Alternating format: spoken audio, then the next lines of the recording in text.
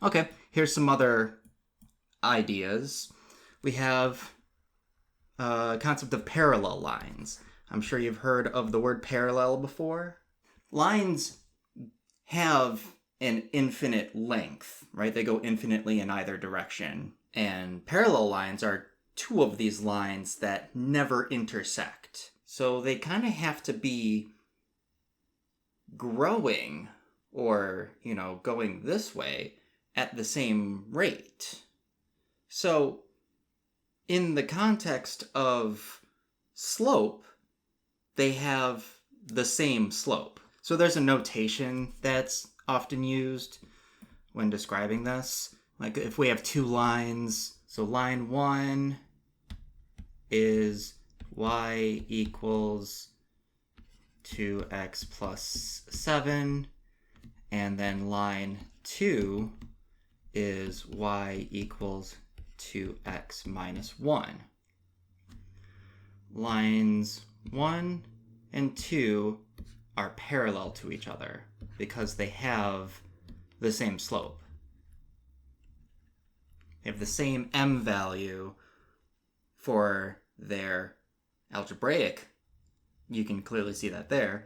This is what we use as shorthand for it. Lines 1 and 2 are parallel to each other. Just two straight lines kind of like that. Conceptually, again, for two lines to never intersect, well, even infinitely far down, even if they were if one of them was off by like 1 degree, eventually, we may not have enough paper or room in the universe, but eventually that if they intersect, then they're not parallel. And trust me, we're going to be covering lines that intersect for an entire chapter. We're going to be discussing how lines intersect and how we can calculate where that intersection point is. That's an entire chapter. Here we're just going over some basic concepts to get you prepared for that. So we have lines that never intersect. We have lines that, obviously they cross, they intersect each other. But there's a specific type of intersection that you need to be aware of, and that's called perpendicular lines. Perpendicular lines are two lines that intersect at exactly a 90-degree angle. And sometimes it's denoted with like a little box. So if these two lines are perpendicular, they'll have this kind of almost looking like a square, like a box thing. That's a 90-degree angle. I wouldn't say there's no better way for two lines to intersect, but there's no way for two lines to intersect at an even way. Like if I, cross them like this, these are acute angles, and then these are obtuse angles. And then if I keep going past the right angle to the other way, well, then I have obtuse and acute angles again. It's only when it's at an exact 90-degree angle that, that's just what it is. What does that mean algebraically? What does that mean, like over here, they were just the same. They have the same slope. Like we can say that the slope of M1, like the slope of the first line is the same as the slope of the second line. But how can we put this idea algebraically? If you multiply the two slopes together, you get -1.